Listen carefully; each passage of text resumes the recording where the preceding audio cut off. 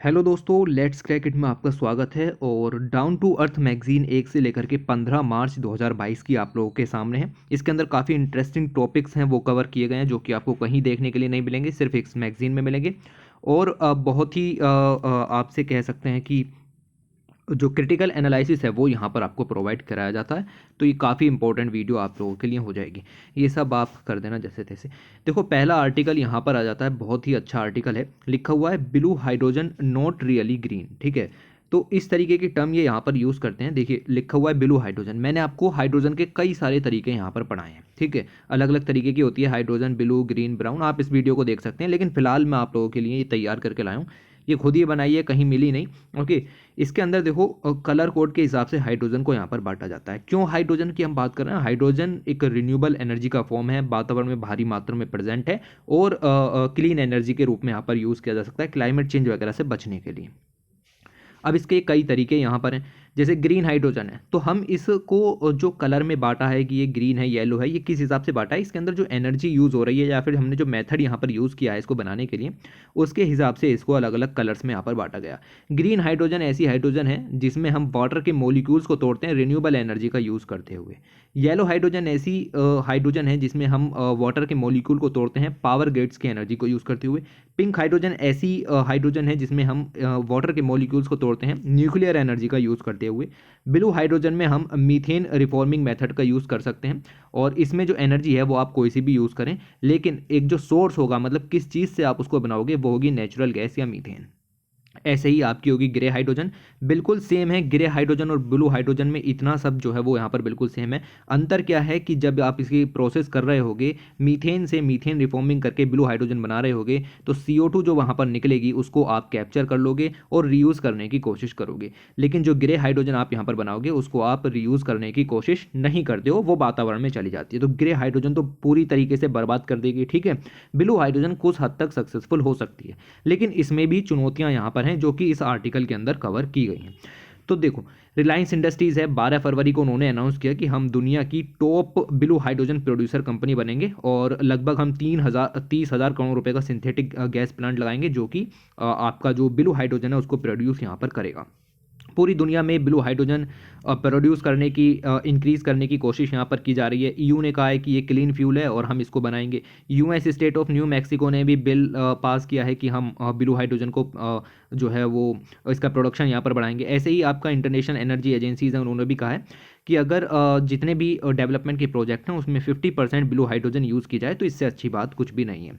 Hydrogen focus में है, मैंने बताया, क्योंकि ये क्लीन सोर्स ऑफ एनर्जी है और आपको वातावरण में भारी मात्रा में मिल जाएगी। हालांकि आप उसको डायरेक्ट यूज़ नहीं कर सकते, लेकिन फिर भी आपको यहाँ पर वातावरण में मिल जाएगी। ओके, इसके अलावा पानी भी बहुत ज़्यादा है, ओशियन हमारे पास यहाँ पर मिल जाएंगे, और वहाँ से हम उसको हाइड्रोजन को यहाँ पर निकाल सकते हैं। ओके, दूसरी बात यह है कि जब हाइड्रोजन कंबशन होता है तो सिर्फ एक ही बाई प्रोडक्ट यहाँ पर निकलता है जिसको कहते हैं वाटर। ओके, तो वाटर ही एक बाई प्रोडक्ट के रूप में यहाँ पर निकलता है, लेकिन hydrogen doesn't exist on its own. मतलब जैसी वातावरण में मौजूद है आप उसको ऐसे ही यूज़ नहीं कर सकते, सीधे पानी को पेट्रोल की जगह यूज़ नहीं कर सकते, उससे आपको हाइड्रोजन एक्सट्रैक्ट करनी पड़ेगी। ओके, तो अब ये हाइड्रोजन निकालनी पड़ेगी, इसके लिए मेथड जो आपने यहाँ पर यूज़ किए वो मेथड सस्टेनेबल नहीं है अभी हमारे पास। ओके, आप देखो यहाँ पर जो ये मेथड है जिसका नाम है मीथेन रिफॉर्मिंग मेथड या फिर स्टीम रिफॉर्मिंग मेथड, इसके जरिए CO2 यहाँ पर वातावरण में रिलीज हो रही है। सबसे बड़ी परेशानी ये होती है कि CO2 को कैप्चर करने के लिए भारी मात्रा में पैसा यहाँ पर लगता है। CO2 को कैप्चर करना इतना आसान नहीं है। एक टर्म होती है जिसका नाम है कार्बन कैप्चर एंड यूटिलाइजेशन, या कार्बन कैप्चर एंड स्टोरेज और फिर यूटिलाइजेशन। ओके, तो ये जो बीच की टर्म है सी, दूसरा वाला, ठीक है, कार्बन कैप्चर, यही सबसे बड़ी प्रॉब्लम यहाँ पर बना हुआ है साइंटिस्ट के लिए, क्योंकि कार्बन को कैप्चर करना इतना आसान नहीं है।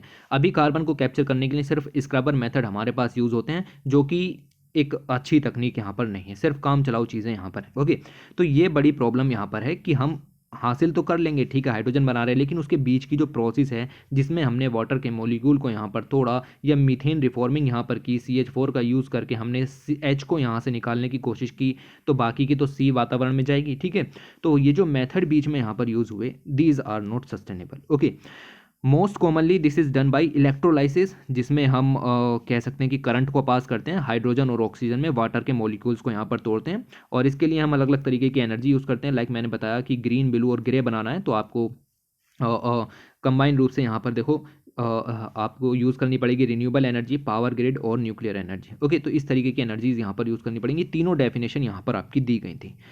This is not considered to be clean, मतलब जब तक आपके एक्सट्रैक्शन के मेथड नेचुरल गैस से, देखो नेचुरल गैस का मतलब CH4, इस जैसे मेथड यहाँ पर आए, मीथेन रिफॉर्मिंग जैसे मेथड आपके यहाँ पर हैं, तो जो आपकी एक्सट्रैक्शन की प्रोसेस है जब तक वो कार्बन फ्री नहीं होगी तब तक हम यहाँ पर नहीं कह सकते कि ब्लू हाइड्रोजन ग्रीन एनर्जी है। ठीक है, सस्टेनेबल एनर्जी है, रिन्यूएबल एनर्जी है। तो ये बात यहाँ पर आपको समझनी है कि इसके जो मेथड है प्रोडक्शन के वो सस्टेनेबल यहाँ पर होने चाहिए।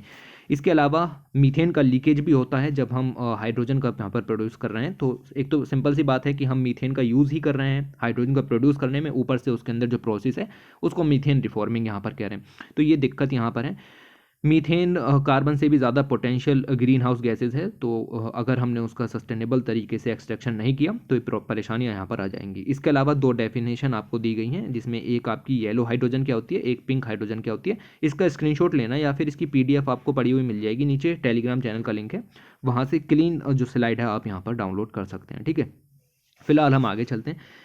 लिखा हुआ है noise pollution wild fires threat to the life cycles. तो यहाँ पर अगर हम देखें यूनाइटेड नेशंस एनवायरमेंटल प्रोग्राम, उन्होंने अपनी एक रिपोर्ट रिलीज़ की। सारी रिपोर्ट्स पढ़नी ज़रूरी नहीं है, ओके, लेकिन इन्होंने इसके अंदर कहा कि अर्बन नॉइस पॉल्यूशन बहुत तेज़ी से इंक्रीज़ हो रहा है। इसके अलावा वाइल्ड फायर्स बहुत तेज़ी से इंक्रीज़ हो रही हैं, और साथ ही साथ जो हम कहें कि क्लाइमेट चेंज है, पॉल्यूशन है, बायोडाइवर्सिटी लॉस है, ये तीनों के तीनों जो चीज़ें हैं वो आपकी पूरी लाइफ साइकिल को यहाँ पर तबाह करने की कोशिश कर रही है। मतलब ये एक थ्रेट है आपकी लाइफ साइकिल के लिए। ओके, अब यहाँ पर सब डाटा दिया गया है। 6th एडिशन इनकी रिपोर्ट का था, एनुअल रिपोर्ट का। इन्होंने बताया कि तेज जो आवाज़ें होती हैं, हाई लेवल की साउंड जो होती हैं, ह्यूमंस में हर डिजीज़ पैदा कर सकती हैं। एनिमल्स, प्लांट्स ये भी रिस्क पर हैं क्लाइमेट चेंज के कारण। और ये सब वही बातें हैं। देखो, नॉइज़ पॉल्यूशन की बात करें तो इंडिया में नॉइज़ पॉल्यूशन जैसी कोई टर्म नहीं है, ना ही इसके लिए कोई मेजर्स हैं वगैरह वगैरह। ठीक है, अनाधुन गाड़ियाँ यहाँ पर चलती हैं, बेवजह के हॉर्न यहाँ पर बजते हैं, और आप घर में चैन से कुछ नहीं बैठ सकते, क्योंकि नॉइज़ पॉल्यूशन के बारे में लोगों को नहीं पता कुछ भी। ठीक है, high rates of wild fire, इसके अपने चैलेंजेस हैं। आप देखो कि बहुत सारी जो फॉरेस्ट लैंड है वो यहाँ पर आपकी डिग्रेडेड लैंड हो जाती है, जिसको लैंड डिग्रेडेशन की प्रोसेस कहते हैं। उसमें यहाँ पर आपकी वाइल्ड फायर एक इंपॉर्टेंट कंट्रीब्यूटर के रूप में, स्पेशली अफ्रीका के अंदर आप देखो सहारा रीजन जो है, वहाँ से साहिल रीजन में ये चीज़ें यहाँ पर एक्सट्रैक्ट हो रही हैं, जिसकी वजह से हम ग्रेट ग्रीन वॉल का कंसेप्ट यहाँ पर लेकर के आ रहे हैं। तो ये सब चीज़ें आपकी थ्रेट पैदा करती हैं। उसी के साथ यूक्रेन है, रशिया है, इनके बीच का कन्फ्लिक्ट है। इसकी वजह से क्लाइमेट एक मुद्दा यहाँ पर खड़ा हो गया है। तो जियो पॉलिटिक्स पर भी इम्पैक्ट पड़ेगा, इकोनॉमी पर भी इम्पैक्ट पड़ेगा, पर्टिकुलरली एनर्जी प्राइसेस हैं वो यहाँ पर ऊपर जाएंगे। ओके, आपके ऑयल इंपोर्ट्स हैं, ये सब कंट्रीज़ को भारी पड़ेगा थोड़ा सा। ओके, तो यहाँ पर जो अलग अलग कंट्रीज़ हैं उन्होंने कुछ कहा कि हमें जो कन्वेंशनल फॉसिल फ्यूल हैं उससे रिन्यूएबल एनर्जी की तरफ यहाँ पर जाना चाहिए। ये बात इन्होंने अच्छी कही। एक दूसरे मिनिस्टर ने, उन्होंने यहाँ पर कहा कि जो रशिया है, वेस्टर्न नेशंस हैं, उनके बीच की जो एनिमोसिटी है, ये हमारा जो क्लाइमेट फाइनेंस के टारगेट्स हैं, लाइक $100 बिलियन पेरिस एग्रीमेंट के अंदर में देने हैं, कौन देगा? ये रशिया जैसे वेस्टर्न कंट्रीज़, US, ये सब EU, ये सब कंट्रीज़ ही तो देंगे इंडिया, चाइना को। अब ये अगर वॉर में यहाँ पर फंसे रहे तो हमारा क्लाइमेट फाइनेंस तो अटक जाएगा। इंडिया जैसी कंट्रीज़ का, बांग्लादेश जैसी कंट्रीज़ को भारी नुकसान होगा, क्योंकि ये रिचर्ड नेशन जो हैं वो हमें क्लाइमेट और ग्लोबल वार्मिंग से लड़ने में मदद तो तब करेंगे ना जब इनके पास फाइनेंस होगा, क्योंकि सारा पैसा तो ये कहाँ झोंक देंगे? वेपन्स परचेज करने में, वेपन्स इंपोर्ट में। ठीक है, तो ये टारगेट्स हर्ट होने की बात चल रही है, यानी कि क्लाइमेट एक कैजुअलिटी के रूप में यहाँ पर देखा जाएगा।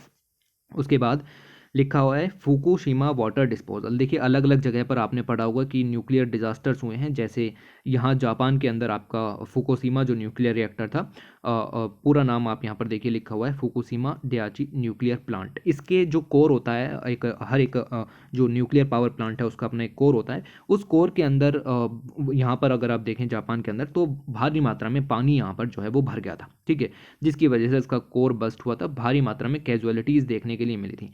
ऐसा ही रशिया के अंदर चेर्नोबिल न्यूक्लियर प्लांट के अंदर हुआ 1986 के अंदर। ओके, अब ये जितना भी वाटर यहाँ पर सब इकट्ठा हुआ, इस सभी इसको सबको एक टर्म यहाँ पर दी जाती है, जिसका नाम है प्लांट मेल्ट डाउन। ठीक है, ओके, और 2011 में हुआ ये वाला जापान के अंदर। तो अब क्या है कि जापान ने यहाँ पर एक प्लान किया है कि रिएक्टर के अंदर जितना भी वाटर यहाँ पर था, लगभग 1 मिलियन टन के करीब वाटर यहाँ पर इकट्ठा हुआ।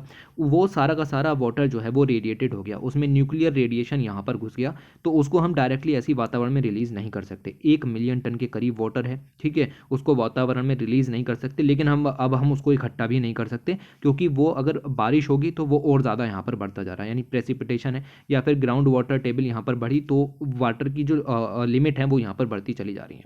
आने वाले समय में ये 1 मिलियन से ज़्यादा हो सकता है। ओके, तो इन सब चीज़ों को कम करने के लिए हमें इस वाटर का डिस्पोजल करना होता है। ओके, तो ये सब वाटर डिस्पोजल के लिए जापान ने कहा है कि हम जितना भी रेडियो एक्टिव वाटर यहाँ पर इकट्ठा है इस सब को ट्रीटमेंट टेक्नोलॉजीज़ के ज़रिए इसका जितना भी रेडिएशन है उसको यहाँ पर हटाएंगे, और उसको हटाने के बाद जो भी वाटर यहाँ पर होगा उसको हम पैसिफिक में यहाँ पर रिलीज़ कर देंगे। ठीक है, तो ये बात इन्होंने यहाँ पर बताई कि जितने भी टैंक्स हमारे यहाँ पर हैं भरे हुए, वो सारे के सारे न्यूक्लियर रेडिएशन से घिरे हुए हैं, उन सभी को हम पैसिफिक में यहाँ पर रिलीज़ करेंगे।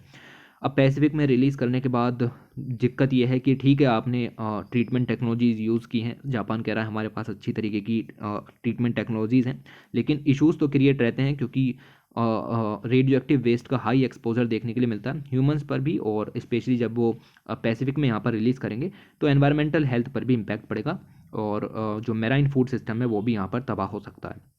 इन्होंने कहा है कि हमारे पास ऐसी तकनीकें हैं जो कि हर तरीके के रेडियो एक्टिव मटीरियल को कह सकते हैं कि यहाँ पर आप देखो कि उसको ट्रीट कर सकती है, कोई भी रेडियो एक्टिव मटीरियल हो उसको ट्रीट करने के लिए हमारे पास ट्रीटमेंट टेक्नोलॉजी है एक्सेप्ट ट्राइटियम। ठीक है, तो यही बताया, लेकिन फिर भी लार्ज डोजेज जो हैं वो आपके कैंसर को इंक्रीज़ कर सकती हैं। क्रिटिसिज्म भी हो रहे हैं कि भाई फिशिंग कम्युनिटी यहाँ पर आपकी परेशान है, वो कंसर्न में है कि एक्वेटिक लाइफ तबाह हो जाएगी।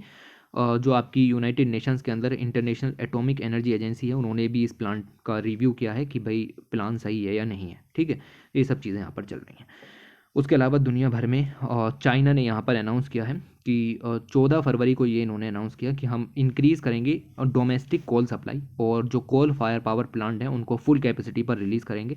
कोल की बात अभी दुनिया में हम फेज़ आउट करने की बात कर रहे हैं, और यहाँ चाइना अपनी अलग ही जो है वो कहानी चल रही है। ठीक है, इन्होंने कहा है कि इंडस्ट्रियल और रेजिडेंशियल डिमांड हमारी पूरी नहीं हो रही है, तो हमें ये सब करना पड़ेगा, और साथ ही साथ जो है वो इमिशन रिडक्शन मीज़र अभी कुछ दिन पहले फिर से यहाँ पर कहा था चाइना ने कि हमें ये कोल का प्रोडक्शन कम करना है, लेकिन अभी अनाउंस जो किया है वो किया है कि कोल की जो सप्लाई है, डिमांड है, उसको यहाँ पर इंक्रीज़ करना है। ठीक है, तो इस तरीके से आपके जो पेरिस एग्रीमेंट के गोल हैं वो यहाँ पर नहीं पूरे होंगे, क्योंकि चाइना एक क्या दुनिया का सबसे बड़ा लार्जेस्ट इमीटर है कार्बन डाइऑक्साइड का, और इसकी वजह से अगर ये नहीं साथ देगा तो फिर पूरी दुनिया के टारगेट पूरे नहीं हो सकते। उसके अलावा स्पेन ने एक बिल यहाँ पर पास किया है, draft bill on animals right, और इन्होंने कहा है कि सेल ऑफ पेट बैन हो जाएगी। जूज जो है मतलब जूज जितने भी हैं कंट्री के अंदर, उन सबको वाइल्ड लाइफ रिकवरी सेंटर में तब्दील करेंगे, और साथ ही साथ अगर कोई भी कन्विक्ट पाया गया एनिमल एब्यूज़ का तो उसको प्रिजन सेंटेंस यहाँ पर होगी, मतलब जेल उसको भेजा जाएगा। ड्राफ्ट यहाँ पर पास किया गया, लेकिन स्पेन के अंदर एक ट्रेडिशन स्पोर्ट यहाँ पर है जिसको बुल फाइटिंग के नाम से जाना जाता है, उसको यहाँ पर इंक्लूड नहीं किया गया है। तो उसके ऊपर कहा गया है कि Spanish law maker said bull fighting is a traditional sport, और उसको एड्रेस किया जाएगा सेपरेटली। तो बाकी के जो एनिमल क्रुएलिटी के वाले जो इश्यूज़ हैं लाइक पेट सेलिंग है या फिर आपका जू वगैरह है, ठीक है, एनिमल एब्यूज़ है, उन सब के लिए आपके प्रोविज़न यहाँ पर किए गए। अफ्रीका के अंदर पिछले 5 सालों से वाइल्ड पोलियो वायरस का कोई केसेस नहीं मिला था, लेकिन अब कंट्री में पहला वाइल्ड पोलियो वायरस का केस मिला फरवरी 17 को, और ये जो केस मिला वो मलावी के अंदर मिला। मलावी में पिछले 30 सालों से कोई केस नहीं था, वहाँ पर आपको पहला केस यहाँ पर देखने के लिए मिला। और WPV is the most commonly known virus, और इसका जो स्ट्रेन है वो लगभग WPV1 के नाम से है। ओके, और याद रखो कि पोलियो वायरस पूरी दुनिया से ख़त्म हो चुका था, लेकिन सिर्फ पाकिस्तान और अफ़गानिस्तान में बचा था, और WPV1 जो है वो इस टाइम पाकिस्तान में भारी मात्रा में वायरस मतलब केसेस देखने के लिए मिल रहे हैं। ये ऐसी जगह हैं जहाँ पर पोलियो की जो ड्रॉप्स हैं वो आसानी से नहीं पहुँच सकती, तो वहीं से कहा जा रहा है कि ये केस आपका मलावी में पहुँचा है। ओके, उसके अलावा यहाँ पर अगर हम देखें तो ब्राज़ील की पेट्रोपोलिस सिटी के अंदर भारी मात्रा में फ्लड्स यहाँ पर हुई, और मड स्लाइड भी देखने के लिए मिली, जिसमें बहुत सारी जो कैजुअलिटीज़ हैं वो यहाँ पर हुई, लगभग 100 पीपल्स यहाँ पर डाई हुए। इन्होंने कहा है कि जो आपका एरिया है ये वाला, इसको वॉर जोन डिक्लेयर यहाँ पर किया जाएगा। ठीक है, ये सब चीज़ें यहाँ पर चल रही हैं। उसके अलावा एक ट्रैकर यहाँ पर रिलीज़ हुआ, बहुत ही इंपॉर्टेंट ट्रैकर है। इन्होंने बताया कि एटमॉस्फेरिक कंसंट्रेशन जो मीथेन के हैं वो यहाँ पर कह सकते हैं कि इंक्रीज़ हो रहे हैं। देखो CH4 जो है वो एक ग्रीन हाउस गैस है, ठीक है। CO2 भी एक ग्रीन हाउस गैस है, लेकिन CH4 बहुत ही ज़्यादा पावरफुल ग्रीन हाउस गैस है compare to the carbon dioxide. तो फिर हम बात कार्बन डाइऑक्साइड की क्यों करते हैं? क्योंकि ये ज़्यादा मात्रा में रिलीज़ हो रही है।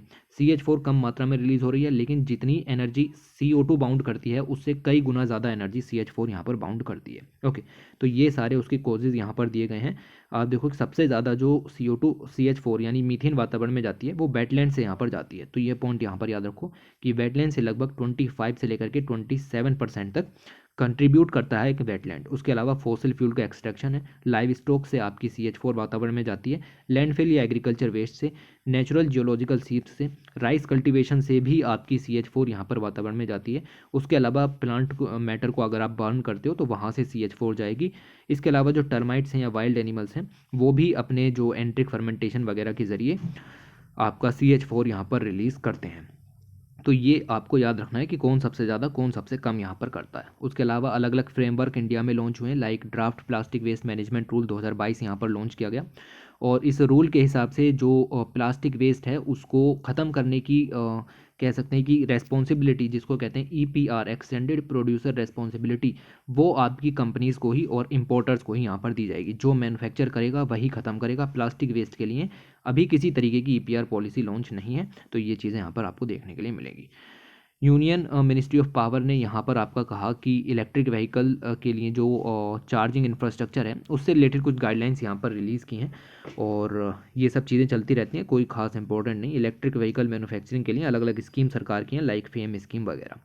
उसके अलावा ड्रग अमेंडमेंट रूल्स 2022 यहाँ पर लागू किए गए union ministry of health and family welfare के द्वारा। इन्होंने कहा जितने भी आपकी ड्रग्स हैं उन सबके ऊपर QR कोड, और उस QR कोड को स्कैन करते ही सारी इन्फॉर्मेशन ड्रग की आ जानी चाहिए। ऐसा सब काम यहाँ पर आपको करना है। तो ये अमेंडमेंट इसके अंदर किए गए हैं कि QR कोड मैंडेटरी हो जाएगा वो लेवल पर। इंडिया में क्या चल रहा है? इंडिया में Maharashtra put on high alert after authorities ने यहाँ पर कंफर्म किया बर्ड फ्लू के केसेस। फरवरी 17 को बर्ड फ्लू के केसेस थाने डिस्ट्रिक्ट में देखने के लिए मिले, और जो केसेस हैं वो H5N1 एवियन इन्फ्लुएंजा वायरस के हैं। तो ये चीज़ें यहाँ पर आपकी मिलेंगी। तो ज़्यादा नहीं, ये सब चीज़ें लगातार न्यूज़ में पिछले 2-3 सालों से बर्ड फ्लू के केसेस यहाँ पर हमेशा देखने के लिए मिल रहे हैं। इसके अलावा स्टेट ने जो है वो 15,000 वर्ड्स को भी यहाँ पर जो है वो हटाया है, मतलब उनको भी यहाँ पर ख़त्म किया है, कल किया है। इसके लिए वर्ड यूज़ होता है टू कल। यूनियन गवर्नमेंट ने जो क्रूड पाम ऑयल है उसके ऊपर इंपोर्ट ड्यूटी 8.5% के करीब थी, मतलब 8.25% थी, उसको घटा करके 5.5% कर दिया है। तो क्रूड ऑयल अब इंडिया में सस्ता आएगा, उसकी प्रोसेसिंग की जाएगी और उसको मार्केट में जो एडिबल क्रूड पाम ऑयल है उसके रूप में यहाँ पर दिया जाएगा। ओके, तो ये प्राइसेस यहाँ पर सस्ते होंगे इस स्टेज पर, तो आगे जो कंज्यूमर है डोमेस्टिक लेवल पर उसको भी यहाँ पर सस्ते मिलेंगे। इसके अलावा जो इंडस्ट्रीज़ हैं उनको भी यहाँ पर प्राइस सस्ते मिलेंगे। तो ये सब यही है कि जो प्राइस राइज यहाँ पर हो रहा था वो थोड़ा सा कम किया जा सकता है। इससे डोमेस्टिक ऑयल रिफाइनरी इंडस्ट्रीज़ को मदद मिलेगी, क्योंकि क्रूड पाम ऑयल है इसीलिए रिफाइनरी इंडस्ट्रीज़ को मदद मिलेगी। ओके, तो ये सब चीज़ें आपको यहाँ पर देखने के लिए मिलेंगी। उसके अलावा असम ने यहाँ पर लॉन्च किया कंट्री का पहला night navigation mobile application for ferries and boats. Okay, तो ब्रह्मपुत्र रिवर में अलग अलग तरीके की बोट्स हैं, फेरीज हैं, वो मूवमेंट करती हैं नाइट में। तो उनके लिए कंट्री का पहला night navigation mobile application launch किया है। अभी तक क्या है कि जितने भी बोट्स हैं या फेरीज हैं, जब वो आपकी रिवर में यहाँ पर सफ़र करती हैं तो उनको कह सकते हैं कि लोकल ऑफिशियल्स के ऊपर डिपेंडेंस रहना पड़ता है, कि वहाँ से कोई लोकल ऑफिसर है उनकी कह सकते हैं कि एक तरीके से नेविगेशन सिस्टम होगा, उसके ज़रिए ही यहाँ पर जाएंगे। अब खुद के मोबाइल एप्लीकेशन के ज़रिए वो रिवर ट्रैफिक को मैनेज कर सकते हैं। ठीक है, तो ये चीज़ें हैं। इससे जो डिपेंडेंस है आपकी लोकल अथॉरिटीज़ पर वो यहाँ पर कम होगी। ये IIT मद्रास के द्वारा डेवलप की गई है। उसके अलावा जितने भी आंगनवाड़ी सेंटर्स हैं दिल्ली के अंदर वो शट रहेंगे फरवरी में, क्योंकि वो डिमांड कर रहे हैं कि उनके वेजेस को यहाँ पर बढ़ाया जाए, जॉब रेगुलराइजेशन किया जाए, रिटायरमेंट बेनिफिट यहाँ पर दिए जाए। आंगनवाड़ीज़ एक इम्पॉर्टेंट स्टेप है न्यूट्रिशनल सिक्योरिटी को हासिल करने में, साथ ही साथ जो आपकी अर्लियर एजुकेशन है 1 से 3 साल की, उसके लिए भी। उसके अलावा आगे चलते हैं, और यहाँ पर आपका एक आर्टिकल है, ये आर्टिकल 4 पेज में कवर किया गया था, लेकिन ये हमारा सिर्फ 2 ही स्लाइड का आर्टिकल यहाँ पर है, ज़्यादा इंपॉर्टेंट चीज़ें इसके अंदर में नहीं है। तो लिखा हुआ है बुलिश टर्न। इसके अंदर हम यहाँ पर बात कर रहे हैं post mechanisation for the first time there is innovation in farm equipment to revive bullocks and aid small farmers. कहने की बात क्या है, तो देखो यहाँ पर जो है एक एग्रीकल्चर फील्ड है, उसके ऊपर आपको खेत को अगर आपका शो करना है, ठीक है, उसके अंदर आपको कह सकते हैं कि खेत में फसलें यहाँ पर उगानी है, तो आपको फार्म इक्विपमेंट चाहिए। देखो ये वाले ग्राफ से आप यहाँ पर समझो, ये है आपका लगभग 1970s 80s का पीरियड, और ये है आपका प्रेजेंट का पीरियड, लगभग आप समझ सकते हो 2015 ऑनवर्ड्स, ठीक है। तो अगर मैं बात करूँ, बुलक्स का यूज़ यहाँ पर किया जाता था पहले, ठीक है, बुलक्स का यूज़ यहाँ पर किया जाता था। आप देखोगे कि भारी मात्रा में खेत के लिए जो है वो बुल्स यहाँ पर यूज़ किए जाते थे, जिससे खेत की यहाँ पर आप देखो कि प्लो खेत यहाँ पर किए जाते थे, ठीक है। ये बुल्स जो हैं वो यहाँ पर यूज़ किए जाते थे। ये धीरे धीरे कम होने शुरू हुए, क्यों? क्योंकि 1970 में हमारे पास फार्म मैकेनाइजेशन हुआ, अलग अलग तरीके से ग्रीन रेवोल्यूशन यहाँ पर हुआ। तो हमने क्या किया, हमने यहाँ पर देखो जो ट्रैक्टर्स वगैरह हैं या फिर वो आपके अलग अलग से टिलर्स हैं, पिलर्स हैं, ठीक है, ये सब यहाँ पर इनका प्रोडक्शन इंक्रीज़ किया हमने, ठीक है। तो ये जो आपकी बुलक्स हैं ये यहाँ पर कम होने शुरू हो गए। लोग कह सकते हैं हम कि जो ट्रैक्टर्स वगैरह हैं वो यहाँ पर यूज़ करना शुरू कर दिए। तो ये सिचुएशन आपको यहाँ पर देखने के लिए मिलेगी। ये ग्राफ आपका बुलक्स का है, ये आपके नए फार्म जो इक्विपमेंट्स हैं उनका यहाँ पर ग्राफ आपको मिल जाएगा। ओके, तो इस तरीके से यहाँ पर जो है वो वर्क इस तरीके से चल रहा है। लेकिन 2015 ऑनवर्ड से हम यहाँ पर देख रहे हैं कि जो ट्रैक्टर्स वगैरह हैं वो तो यहाँ पर जैसे तैसे चल रहे हैं, ठीक है, उनकी ग्रोथ में थोड़ी सी कमी आई है। लेकिन जो बुलक्स हैं वो भी यहाँ पर अब धीरे धीरे इंप्रूव हो रहे हैं, मतलब लोग उनका यूज़ यहाँ पर कर रहे हैं, ठीक है। तो सिर्फ इतना सा ही यहाँ पर आपकी बात है कि जो बुलक्स हैं वो यहाँ पर यूज़ किए जा रहे हैं। पहले सिर्फ 2 बुल होते थे और पीछे उसमें सामान रखने की कुछ जगह होती थी, लेकिन अब उसमें आप एनर्जी जनरेशन के सिस्टम भी यहाँ पर डाल रहे हैं, ठीक है। तो ये पॉइंट आपको ध्यान में रखना है, बस इतना सा पॉइंट यहाँ पर क्लियर था। ये सब चीज़ें आपकी इतनी है। तो यही लिखा हुआ है बुलिश टर्न, हम फिर से आपका यहाँ पर टर्न होना शुरू हो गए हैं। तो जो ड्रॉट एनिमल्स हैं हम उनका यहाँ पर यूज़ कर रहे हैं, जिनकी मदद से हम अपनी फार्म जो है वो इनको यहाँ पर बढ़ा सकते हैं। इसके कुछ फ़ायदे भी हैं, लाइक ट्रैक्टर्स वगैरह हैं उसमें एनर्जी का यूज़ होगा, आपका फ्यूल यहाँ पर यूज़ होगा, लेकिन नीचे जो है वो यहाँ पर फ्यूल यूज़ होने के कोई चांसेस यहाँ पर नहीं है, ठीक है। तो ये सब चीज़ें थोड़ी थोड़ी सी यहाँ पर याद रखो क्या चल रहा है। उसके अलावा लिखा हुआ है वेस्ट बंगाल। वेस्ट बंगाल ने यहाँ पर डिसाइड किया है कि वेस्ट बंगाल के अंदर कोल रिजर्व्स हैं। एक कोल ब्लॉक है जिसका नाम आपको मिलेगा देवचा पंचमी देवानगंज हरिन सिंह कोल ब्लॉक, ठीक है। तो नाम याद रखने की जरूरत नहीं है, बस वेस्ट बंगाल के अंदर एक कोल ब्लॉक है जो कि इंडिया का सबसे बड़ा कोल ब्लॉक है। इसके अंदर 1.2 बिलियन टन कोल रिजर्व्स यहाँ पर मौजूद हैं। अभी तक इसको एक्सट्रैक्ट नहीं किया गया है, ये कोल रिजर्व है, अभी तक इसको एक्सट्रैक्ट नहीं किया गया। अब आप सोच रहे होंगे इतना सारा कोल रिजर्व अभी तक एक्सट्रैक्ट क्यों नहीं किया गया, क्योंकि ये बहुत ज़्यादा गहराई पर मौजूद है, और इतनी ज़्यादा गहराई पर हमारे लिए एक्सट्रैक्शन के लिए हमारे पास टेक्नोलॉजी नहीं है, ठीक है। तो अब वेस्ट बंगाल ने कहा है कि ये जो कोल है ये हम एक्सट्रैक्ट करेंगे, और फ्रॉम अ रिज़र्व, ये बहुत ज़्यादा डीप रिज़र्व है, यहाँ पर हम रीच भी नहीं कर सकते, मतलब टेक्नोलॉजीज ऐसी नहीं है कि हम आसानी से इसको हासिल कर सकें। That the extraction might turn out to be the financially unviable, और इससे जो है वो लगभग 21,000 लोग डिस्प्लेस भी यहाँ पर होंगे। तो ये तो निगेटिव पॉइंट्स हो गए। पॉजिटिव पॉइंट्स यहाँ पर आप देख सकते हो कि जॉब भी यहाँ पर होंगी, एम्प्लॉयमेंट स्टेटस भी यहाँ पर बढ़ेगा। तो इंडिया को क्या है कि अपनी कोल डिपेंडेंसी उसको कम करना है, लेकिन फिर हम बार बार वही सब गलतियाँ करते हैं कि अब वेस्ट बंगाल का एक कोल माइंस यहाँ पर ओपन कर दी। तो वेस्ट बंगाल ने कहा है कि बिरहम डिस्ट्रिक्ट के अंदर जो डीप कोल ब्लॉक्स यहाँ पर मौजूद हैं, मैंने इसका नाम लिया, दोबारा पढ़ने की हिम्मत नहीं है इसको, ठीक है, तो उसको हम यहाँ पर ओपन करेंगे, और इसके अंदर बहुत ग्रेट डेप्थ पर है, एक्सट्रैक्ट करना है कोल को, तो एक्सपीरियंस हमारे पास इतना नहीं है। इस चीज़ को अभी हम यहाँ पर और देखेंगे। प्रोबेबली कोल इंडिया लिमिटेड की अगर हम बात करें तो गवर्नमेंट ओन्ड कोल माइन है, और कह सकते हैं रिफाइनिंग कॉर्पोरेशन है, लगभग 80% जो कोल प्रोडक्शन है वो यही करता है। 2016 में सेंटर ने कहा था कि इसको कर सकता है तो कोल इंडिया लिमिटेड ही करेगा। इस माइन का एलोकेशन की यहाँ पर बात की गई, और कहा गया कि वेस्ट बंगाल, बिहार, कर्नाटक, पंजाब, उत्तर प्रदेश, तमिलनाडु, इन सब के अंदर जो पब्लिक सेक्टर कंपनीज़ हैं या फिर स्टेट गवर्नमेंट्स हैं, वो सब मिल करके इस कोल को यहाँ से एक्सट्रैक्ट करने का काम यहाँ पर करेंगी। वाइल द स्टेट गवर्नमेंट ने प्रमोट किया है कि कोल माइन से जो है वो डेवलपमेंट प्रोजेक्ट्स यहाँ पर बढ़ेंगे, लगभग 1 लाख के करीब नई जॉब्स भी यहाँ पर क्रिएट होंगी। लेकिन प्रॉब्लम्स फिर वही यहाँ पर आ जाती हैं। पहला तो एनवायरमेंटल कंसर्न ही यहाँ पर है कि सुंदरबन के इलाके वहाँ पर आपको मौजूद मिलेंगे, वो सब भी थोड़ा सा थ्रेट में पहुंच जाते हैं। उसके अलावा वाइड स्प्रेड डिस्प्लेसमेंट भी होगा, क्योंकि कोल रिजर्व है उसके आसपास की जो कम्युनिटीज़ हैं उनको डिस्प्लेस करना पड़ेगा। तो ये दो प्रॉब्लम है, ऊपर आपकी जॉब्स वगैरह के सॉल्यूशंस भी मिल जाएंगे, ठीक है। तो ये चीज़ें आपको यहाँ पर मिलेंगी। ये प्रोजेक्ट यहाँ पर लॉन्च किया गया है। वाइल 1.2 बिलियन टन के कोल रिजर्व हमारे पास अवेलेबल हैं, the block are quite tempering to mine. It will not be easy with the existing technology. जो टेक्नोलॉजीज एक्सट्रैक्शन की हमारे पास मौजूद हैं, हम उनसे इसको यहाँ पर एक्सट्रैक्ट नहीं कर सकते, क्योंकि इसकी डेप्थ बहुत ज़्यादा है। इसकी डेप्थ यहाँ पर ये दी गई है, सब ग्राफ में दिया गया है। तो लगभग आप देखो कि 850 मीटर तक की डेप्थ है कोल ब्लॉक्स की, लेकिन हमारे पास जो लगभग अंडरग्राउंड माइनिंग से हम लगभग 6000 तक, वो सॉरी 600 मीटर तक यहाँ पर जा सकते हैं, और ओपन कास्ट माइनिंग के ज़रिए सिर्फ 300 मीटर तक हम यहाँ पर फ़ायदा उठा सकते हैं। इससे नीचे हम यहाँ पर नहीं जा सकते। तो ये ऑब्स्टेकल्स यहाँ पर हैं जो कि इंडिया के लार्जेस्ट कोल रिजर्व को एक्सट्रैक्ट करने के लिए यहाँ पर आपकी परेशानी खड़ी कर रही हैं। ओके, उसके अलावा यहाँ पर आपको मिलेगा कि वेस्ट बंगाल की बिरहम डिस्ट्रिक्ट, आप इस मैप में देखिए तो ये मिलेगा। तो द प्रोजेक्ट उसकी वजह से लगभग 4314 हाउस होल्ड डिस्प्लेस होंगे। ओके, और ये असर आपको यहाँ पर देखने के लिए मिलेगा। ज़्यादा डिटेल में नहीं जाना, बस ये समझो कि ये सब चीज़ें चल रही हैं। उसके अलावा ऐसी ही और 35, 36, 40 न्यूज़ कवर की गई हैं इस वीडियो के अंदर, हेल्थ, साइंस एंड टेक, और ये बहुत ही मेहनत से वीडियो है। इसके अंदर प्रिसाइजली पॉइंट्स कवर किए जाते हैं, क्योंकि एक यूपीएससी स्पेशल वीडियो है। कोई फालतू की चीज़ें इसके अंदर बताई नहीं जाती। ओके, तो इसको यहाँ पर आप ज़रूर देखिए, मैं कार्ड लगाऊंगा इसका।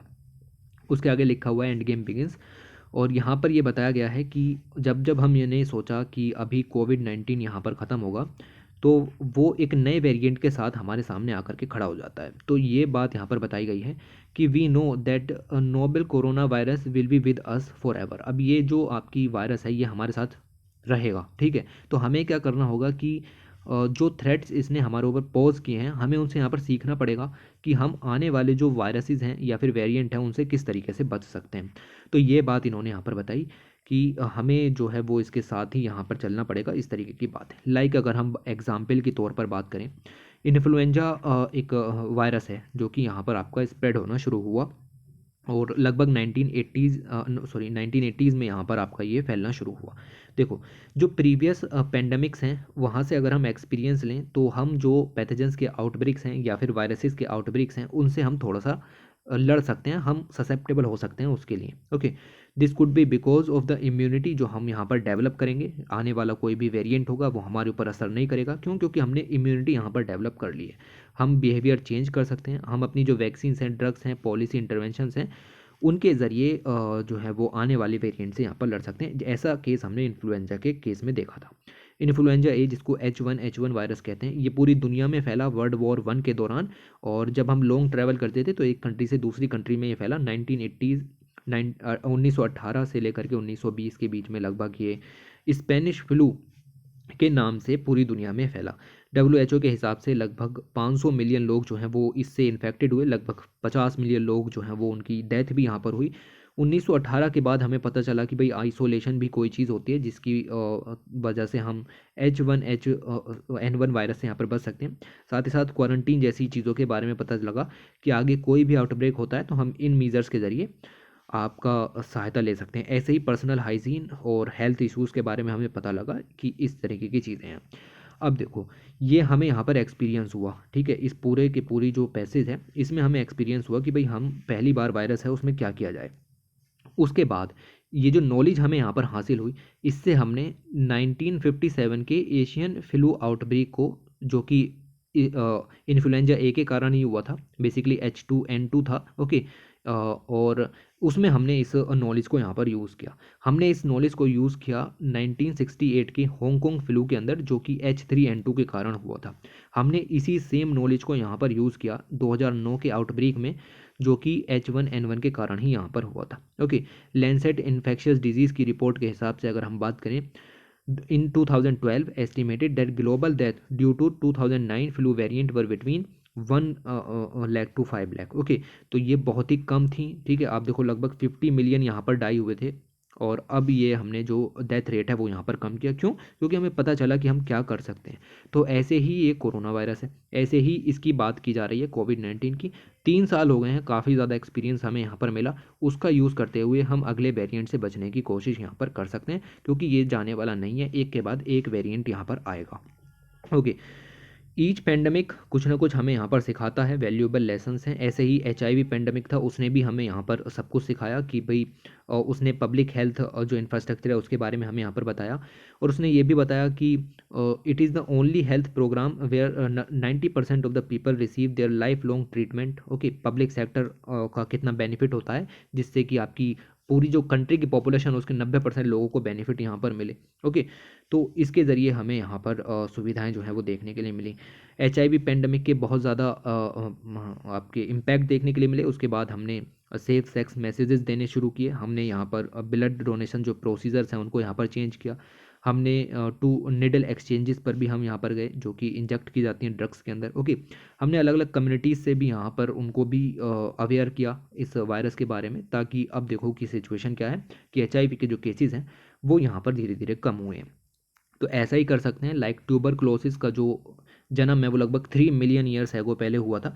इसके बारे में हमें काफ़ी कुछ पता है। और लगभग अब तक देखें करंट सिनेरियो तो इतनी डेथ्स और इतनी सब ये चीज़ें होती हैं, लेकिन हमें इस वायरस से, इस बैक्टीरिया से ये पता चला कि हमें जो क्लीन एयर है उस पर ध्यान देना पड़ेगा, वेंटिलेशन पर ध्यान देना पड़ेगा, जो हमारा आर्किटेक्चर है या फिर हाउसिंग है उसके अंदर रिफॉर्म्स लाने पड़ेंगे, और माल न्यूट्रिशन की जो प्रॉब्लम्स है उनको टैकल करना पड़ेगा। और अब हम ये सब चीज़ें यहाँ पर करते हैं।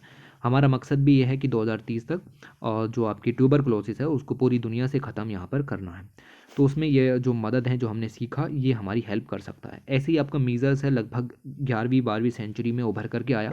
इससे हमें पता लगा कि जो भी इन्फेक्टेड लोग हैं उनको दूर रखना है, मतलब उनको आइसोलेशन में यहाँ पर रखना है। और जो स्पेशली इन्फेंट्स हैं या फिर प्रेग्नेंट वुमेंस हैं उनको स्पेशली।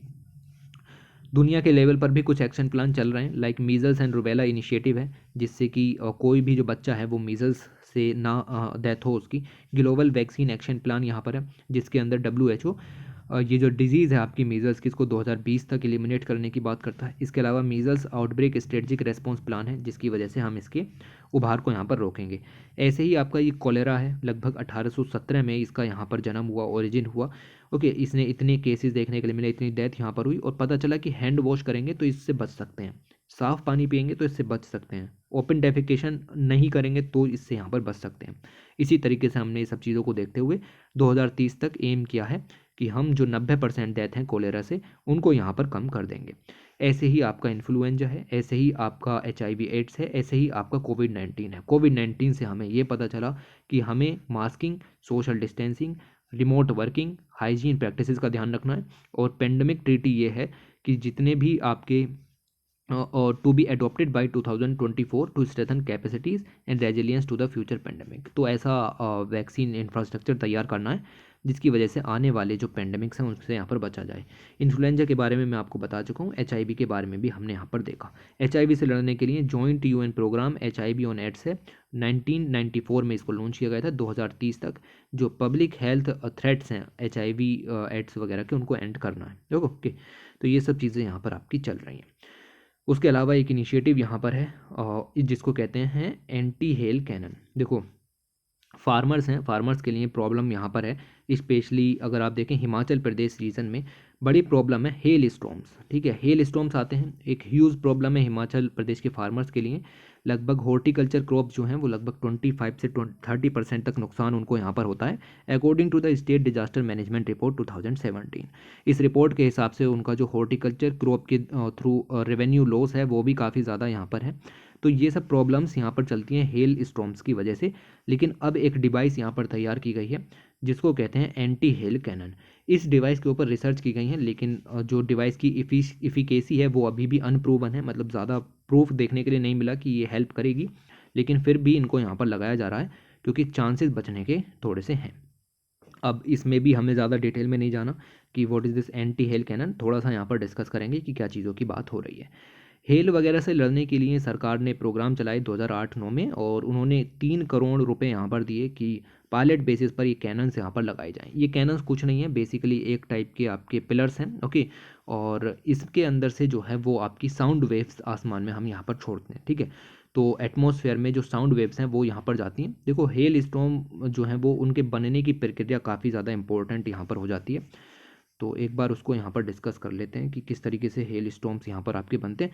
तो अगर ये आपका एटमॉस्फेरिक रीजन है तो आपकी यहाँ पर वाटर ड्रॉपलेट्स जो है वो मौजूद होंगी। वाटर ड्रॉपलेट्स जो हैं वो आपकी नीचे की तरफ ग्रेविटी के कारण आनी शुरू होंगी, लेकिन जो एयर है उसके राइज होने की वजह से ये आपकी वापस ऊपर की तरफ चली जाएंगी। ऊपर की तरफ जाने की वजह से और ज़्यादा वाटर मॉलिक्यूल्स यहाँ पर इकट्ठे होने शुरू हो जाएंगे। ये काफ़ी बड़े होते चले जाएंगे। ऊपर से आपका यहाँ पर जो टेम्परेचर है वो भी कम है, जिसकी वजह से ये स्नो में यहाँ पर कवर्ट हो जाएंगे, ओके। तो जब ये आपके नीचे आएंगे तो एयर अगर इससे ज़्यादा प्रेशर यहाँ पर डाल रही है तो ये वापस ऊपर चला जाएगा और फिर से यहाँ पर ये प्रोसेस होगी, वाटर ड्रॉपलेट्स का एक्यूमुलेशन यहाँ पर होगा। और एक बार ऐसा आएगा कि जब ये आपका काफ़ी भारी हो जाएगा और ग्रेविटेशनल पुल के कारण नीचे की तरफ आना ही शुरू हो जाएगा। तो ये सब हुआ कैसे? ये सब हुआ आपका टेम्परेचर कम होने की वजह से। ये जो टेम्परेचर है इसकी वजह से वाटर ड्रॉपलेट्स यहाँ पर जमनी शुरू हो जाती हैं। तो हम क्या करेंगे कि साउंड वेव्स नीचे से यहाँ पर भेजेंगे और वो साउंड वेव्स जो हैं इस एटमॉस्फेयर को पूरी तरीके से हीट अप कर देंगी। हीट अप करने के बाद यहाँ का जो टेम्परेचर है वो यहाँ पर बढ़ जाएगा। टेम्परेचर बढ़ने के बाद ये जो हेल स्टॉर्म्स हैं वो यहाँ पर आपके ख़त्म होने शुरू हो जाएंगे, या फिर ये जो है वो सिर्फ इसी प्रोसेस में ही यहाँ पर रह जाएंगे, ठीक है। तो ये कुछ इस तरीके का काम यहाँ पर आपका है। साउंड ब्लास्ट जो कि कैनन से यहाँ पर निकलेंगी वो क्लाउड्स को हीट अप करेंगी, जिसकी वजह से हेल्स का फॉर्मेशन यहाँ पर नहीं हो पाएगा। हेल जो हैं वो क्यूमुलोनिम्बस क्लाउड में बनते हैं, जो कि धरती से लगभग 2 से 13 किलोमीटर की ऊंचाई पर होते हैं और अपवर्ड ड्रिफ्ट के कारण यहाँ पर होते हैं। ये जो अपवर्ड ड्रिफ्ट हैं ये बहुत ही ज़्यादा स्ट्रॉन्ग होती हैं, वरना हेल स्टॉर्म ऊपर की तरफ वापस नहीं जा पाएगा, ठीक है। तो इस तरीके से यहाँ पर काम है। हेल ऐसे फॉर्म होता है जब आपका ड्राफ्ट जो है ये जो नीचे से आपकी एयर्स यहाँ पर गई, ये आपके फॉलिंग ड्रॉपलेट्स को वापस आपका अपवर्ड जो मूव करा देती हैं। इस प्रोसेस में जो मॉइस्चर है वो एक्यूमुलेट होता रहता है और जब तक इतना भारी नहीं हो जाता कि क्लाउड उसको रोक ना सके और फिर ये नीचे आता है। तो अब हम इस प्रोसेस को यहाँ पर रोकेंगे। इस तरीके से आपका ये सिस्टम वर्क करता है। इससे साउंड वेव्स ऊपर की तरफ जाएंगी और हम क्यूमुलोनिम्बस क्लाउड्स के अंदर हेल्स को बनने से रोकने का काम करेंगे। तो this is called anti hail cannon. अभी इसके ऊपर स्टडी चल रही है, कोई इफिकेसी प्रूफ नहीं हुई है, उसके बावजूद थोड़ा बहुत यहाँ पर काम किया जा रहा है। उसके अलावा आगे हम बात करें तो लिखा हुआ है स्पेस फॉर न्यूक्लियर। तो यहाँ पर आपकी 2-3 चीज़ों की बात है। ग्लोबल स्पेस रेस यहाँ पर शुरू हुई है और यहाँ पर जो बात हुई है वो हुई है आपकी कि मून, मार्स, उन सबसे आगे जाने के लिए अलग अलग तरीके के एम्बिशियस प्लान्स यहाँ पर लॉन्च किए जाते हैं। नासा है, इसरो है, अलग अलग तरीके की ऑर्गेनाइजेशंस हैं, वो सब इस तरीके के प्लान्स यहाँ पर लॉन्च करती हैं।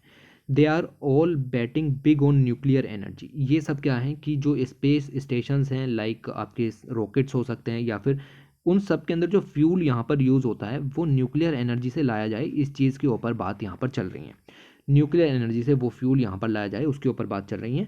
तो ये सब जो है वो उसी चीज़ पर यहाँ पर बात कर रहे हैं। तो बेसिकली जो बात हो रही है वो हो रही है न्यूक्लियर बैटरीज़ की। न्यूक्लियर बैटरीज़, इनको दूसरा नाम दिया जाता है radio isotope thermo electric generators, और शॉर्ट में कहते हैं इसको RTGS, ठीक है, RTGS। ये सब चीज़ें यहाँ पर चल रही हैं। लगभग पिछले 60 सालों से इन चीज़ों के ऊपर यहाँ पर फोकस किया जा रहा है, न्यूक्लियर बैटरीज़ के ऊपर। और ये 2 तरीके के फंक्शन यहाँ पर करती हैं न्यूक्लियर बैटरीज। पहला ये है कि जो आपकी प्रोवाइड करती हैं power to keep the on board instrument running. जो भी ऑन बोर्ड इंस्ट्रूमेंट हैं अंदर आपकी इलेक्ट्रिसिटी जनरेशन के लिए, वो सब यहाँ पर काम में आएंगी। उसके अलावा जो आपके कोल्ड एनवायरनमेंट स्पेस में देखने के लिए मिलेंगे उससे भी आपको प्रोटेक्ट करती हैं हीट प्रोवाइड करके। 1961 में जो पहला RTG कह सकते हैं कि पावर्ड सैटेलाइट था, उसका नाम था ट्रांजिट 4A, और US से ये इसको यहाँ पर छोड़ा गया था। और उसके अलावा अलग अलग जो कंट्रीज़ हैं लाइक US है, रशिया ने भी इसको यहाँ पर इन्वेस्ट किया इस टेक्नोलॉजी में। चाइना ने भी अपना पहला जो आपका RTGS पावर्ड चेंज 3 रोबोट है वो मून पर यहाँ पर लैंड कराया। तो ये सब चीज़ें यहाँ पर आपकी चल रही हैं। The global discourse is now moving beyond RTGS। अब हम RTGS से भी यहाँ पर आगे जा रहे हैं। US और चाइना मिलकर के ये प्लान कर रहे हैं कि एक न्यूक्लियर पावर रिएक्टर चंद्रमा पर ही बना दें, ठीक है, चंद्रमा पर ही यानी मून पर भी ये एक न्यूक्लियर रिएक्टर यहाँ पर बना दें, ताकि जो हमारे एस्ट्रोनॉट वगैरह हैं उनको वापस यहाँ पर ना आना पड़े या फिर हमें उनके पास कोई बैटरी वगैरह ना भेजनी पड़े, न्यूक्लियर बैटरीज, ठीक है। तो ये चीज़ समझ में आएगी कि जो लूनर का सरफेस है वहाँ पर एस्ट्रोनॉट्स उतरें, सीधे इलेक्ट्रिसिटी वहाँ से प्रोवाइड की जाए न्यूक्लियर रिएक्टर यहाँ पर बना करके, ठीक। तो ये सब चीज़ें, ये सब बात यहाँ पर कर रहे हैं। 2021 में नासा ने इंडस्ट्रीज़ को भी इनवाइट किया कि आओ ये सब काम हमारे साथ यहाँ पर करो। 2030 तक प्लान है कि लगभग 10 किलोवाट एनर्जी का कोई पावर रिएक्टर हम चंद्रमा की सतह पर यहाँ पर बना सकें। चाइना भी इसमें काफ़ी इन्वेस्टमेंट जो है वो कर रहा है। इसके अलावा चाइना ने अभी अभी 1 मेगावाट का ऐसा इलेक्ट्रिक पावर बनाया है कि वो मून की सरफेस पर आपका टिकाऊ हो सकता है। इंडिया की अगर हम बात करें, इंडिया सोलर पावर पर ज़्यादा टिका हुआ है क्योंकि यही हमारे पास है। ओके। और आउटर स्पेस मिशन में भी हम सोलर पावर की यहाँ पर बात करते हैं, लेकिन 2019-21 में अगर हम बात करें, इसरो ने पहला स्टेप लिया जिसमें इन्होंने कंपनीज़ को इनवाइट किया कि हम आरटीजी बनाएंगे। देखिए बाकी की कंट्रीज़ आरटीजी से आगे बढ़ चुकी हैं, हम अभी 100 वाट का आरटीजी डेवलप करने की बात यहाँ पर कर रहे हैं। ओके। तो ये जो टेक्नोलॉजी गैप यहाँ पर है, इसको हम यहाँ पर पूरा करने की कोशिश कर रहे हैं। तो ये सब चीज़ें आपकी धीरे धीरे चलती रहेंगी। तो आपको ये पता होना चाहिए कि ये सब चीज़ें भी यहाँ पर यूज़ हो रही हैं और इस चीज़ के ऊपर दुनिया भर में बातें चल रही हैं। From fuel to outer space power plants, the world is developing different usages of nuclear energy ताकि डीप स्पेस को एक्सप्लोर किया जा सके बियॉन्ड मून एंड मार्स। ये चीज़ें आपकी मिलेंगी। सोलार एरे पावर्ड जो आपके सैटेलाइट्स यहाँ पर हैं अर्थ के ऑर्बिट में यहाँ पर मूव करते हैं। इसरो ने हम जो यूज़ करते हैं इस टाइम सोलर पैनल्स यूज़ करते हैं या फिर लिथियम आयन बैटरीज यूज़ कर सकते हैं। मंगलयान मिशन को पावर देने के लिए हमने ये यूज़ किया। चंद्रयान 1 चंद्रयान 2 के लिए भी हमने इन्हीं चीज़ों को यहाँ पर यूज़ किया। बट सोलर पैनल तभी तक ठीक है जब उनके ऊपर सोलर लाइट यहाँ पर पड़ेगी। लाइक कोई डार्क रीजन्स यहाँ पर आ गए तो ये सब चीज़ें वर्क करना बंद कर देती हैं, पावर सप्लाई यहाँ पर कट जाती है, तो जो एनर्जी सोर्स है वो लेस इफिशियंट यहाँ पर हो जाता है। तो चुनौतियाँ क्या हैं सोलर पैनल्स के साथ, ये वाली चुनौतियाँ हैं। इसीलिए आप देखो कि हम यहाँ पर क्या फोकस कर रहे हैं, हम फोकस कर रहे हैं न्यूक्लियर बैटरीज की तरफ। Nuclear powered rocket engines being developed US के द्वारा, अलग अलग नेशंस के द्वारा, ताकि रॉकेट्स को डायरेक्ट जो पावर है वो न्यूक्लियर सिस्टम के यहाँ पर दी जाए।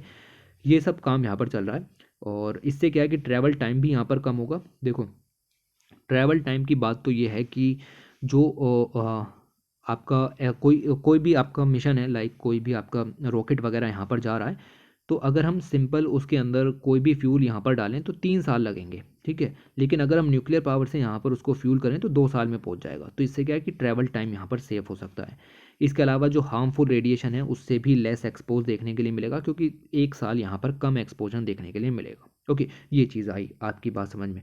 उसके अलावा जो केमिकल अगर आप और रॉकेट्स यहाँ पर यूज़ करते हो, मतलब केमिकल रॉकेट्स यहाँ पर यूज़ करते हो जिनमें न्यूक्लियर प्रोपेलेंट यहाँ पर यूज़ नहीं किया जा रहा है, तो उसकी इफिशियंसी भी न्यूक्लियर प्रोपेलेंट की तुलना में आधी होती है। न्यूक्लियर प्रोपेलेंट अगर आप यूज़ कर रहे हैं तो इफिशियंसी उसकी दुगनी आपको देखने के लिए मिलेगी compare to the chemical counterpart. साथ ही साथ जो एनर्जी डेंसिटी है वो भी लगभग 4 मिलियन टाइम्स ज़्यादा आपको यहाँ पर देखने के लिए मिलेगी। ओके, मैंने ये भी बताया कि समय भी यहाँ पर आपका लगभग 1 साल कम लगेगा और हार्मफुल रेडिएशन से एक्सपोजर भी यहाँ पर कम होगा। इन सब चीज़ों के चलते हम यहाँ पर बात कर रहे हैं। ओके, तो ये सब चीज़ें हैं। इसके अलावा फोकस हो रहा है multi mission radio isotope thermo electric generator, और जिसको MMRTG यहाँ पर कहते हैं। इसके अंदर भी अलग अलग तरीके के डेवलपमेंट हो रहे हैं और ये बेसिकली जनरेशन्स हैं अलग अलग तरीके की। मल्टी मिशन के रूप में हम इस RTG जो टेक्नोलॉजी है इसको यूज़ करने की बात कर रहे हैं। ओके, तो ये चीज़ें समझ में आएंगी। उसके बाद आगे बात करें तो एक और आर्टिकल आता है जिसके अंदर आपको बताया गया है बायोलॉजिकल गोल्ड माइन के बारे में। मतलब जो साइंस है उसके क्षेत्र में अलग अलग तकनीक्स हो रही हैं, तो ऐसे ही आपकी बायोलॉजी है उसके अंदर भी अलग अलग तरीके की खोजें यहाँ पर हो रही हैं। देखो एक होता है आपका फीकल मैटर, उस फीकल मैटर के अंदर से अगर हम उसको डायग्नोसिस कर पाएँ, उसको ट्रीट कर पाएँ, तो हम पता लगा सकते हैं कि कौन सी डिजीज़ आपके शरीर में यहाँ पर है, ठीक है। तो ये आपका आर्टिकल यहाँ पर है, अगर हम फीकल एनालिसिस कर सकते हैं तो हम डायग्नोसिस और ट्रीटमेंट को बढ़ावा दे सकते हैं।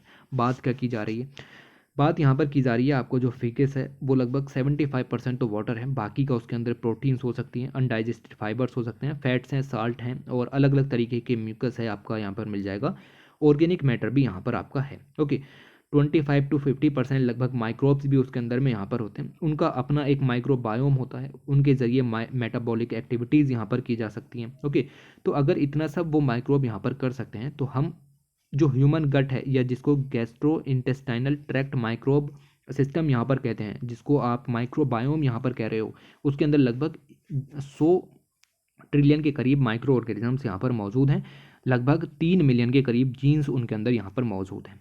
दीज जीन्स अलग अलग तरीके के मेटाबॉलिकल बाई प्रोडक्ट्स जो हैं वो उनको पैदा करते हैं, अलग अलग तरीके से जो मेटाबॉलिक प्रोसेसेस हैं उनको यहाँ पर फंक्शन करते हैं। Okay, for example certain gut microbes जो हैं वो डाइजेस्ट करते हैं डाइटरी फाइबर्स को, रिलीज करते हैं beneficial short chain fatty acids को। ओके, और मेंटेन करते हैं गट हेल्थ को। कुछ अच्छे होते हैं, कुछ बुरे भी यहाँ पर होते हैं। कुल मिला के आप यहाँ पर ये समझो, ये जो माइक्रोबायोम है जिसको आपका गट माइक्रोबायोम कहते हैं, इसके अंदर जितनी भी मेटाबॉलिक एक्टिविटीज़ होती हैं, जितना भी माइक्रोबायोटा है, जितनी भी आपकी डाइजेशन की प्रोसेसेस यहाँ पर होती हैं, मेटाबॉलिकल एक्टिविटीज़ यहाँ पर होती हैं, उन सब का हम पता लगा सकते हैं किस चीज़ को करके, फीकल एनालिसिस को यहाँ पर करके, और हम बता सकते हैं कि आपके शरीर में कौन सी डिजीज़ यहाँ पर मौजूद है। लाइक आपके शरीर के अंदर ये जो पर्टिकुलर एलिमेंट है ये आपको मिला फीकल एनालिसिस करके, तो हम बता सकते हैं कि भाई ये वाली जो कंडीशन है वो देखने के लिए मिलेगी। ऐसे ही आपको मिलेगा कि ये वाली कंडीशन है तो आपको ये वाली जो कह सकते हैं कि बीमारी देखने के लिए मिल सकती है, डिजीज़ देखने के लिए मिल सकती है। याद नहीं करनी, पढ़ना भी नहीं है इसको, बट ये समझो कि this concept is called bio markers. आप किसी चीज़ को देख करके उसकी अलग जो कह सकते हैं कि उससे रिलेटेड और चीज़ों को यहाँ पर बता पाओ। ओके, तो एनालिसिस फीकल सैंपल्स का यहाँ पर करेंगे, तो जितने भी माइक्रोबियल रेसिडेंट आपके शरीर में हैं उनके ज़रिए हम इन चीज़ों का पता लगा सकते हैं। तो ये सब आपका जो गट माइक्रोबायोम है इस तरीके से वर्क करता है। उसके अलावा अगर हम आगे बात करें तो आगे आपको यहाँ पर देखने को मिलेगा, लिखा है फॉल्टी ग्राउंड्स। तो बेसिकली जो बात यहाँ पर चल रही है वो डिस्कशन है कर्नाटक तमिलनाडु के बीच में कावेरी रिवर वाटर डिस्प्यूट की यहाँ पर बात की गई है। कावेरी रिवर का स्ट्रेच है आपके कर्नाटक में पड़ता है, आपका तमिलनाडु में पड़ता है। दोनों कंट्रीज़ के बीच में भारी मात्रा में टेंशन्स यहाँ पर हैं वाटर शेयरिंग को लेकर के।